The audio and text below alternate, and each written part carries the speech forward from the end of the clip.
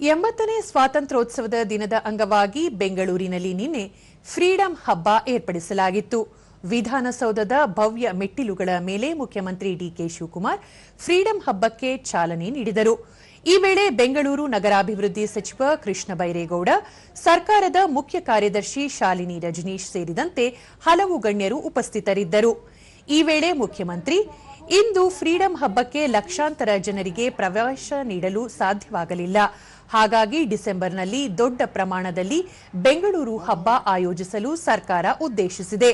ಅಲ್ಲದೆ ಮುಂದಿನ ವರ್ಷದ ಫ್ರೀಡಂ ಹಬ್ಬದಲ್ಲಿ ಇನ್ನೂ ಹೆಚ್ಚಿನ ಜನರಿಗೆ ಅವಕಾಶ ಮಾಡಿಕೊಡಲು ಉದ್ದೇಶಿಸಿದ್ದೇವೆ ಎಂದರು.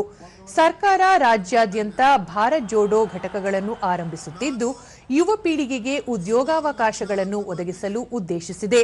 ಸ್ವಾತಂತ್ರ್ಯ ಎನ್ನುವುದು ನಮ್ಮೆಲ್ಲರ ನರನಾಡಿಗಳಲ್ಲಿದ್ದು, ಯುವ ಪೀಳಿಗೆಯೇ ಪ್ರಜಾಪ್ರಭುತ್ವದ ನಿಜವಾದ ಶಕ್ತಿಯಾಗಿದೆ.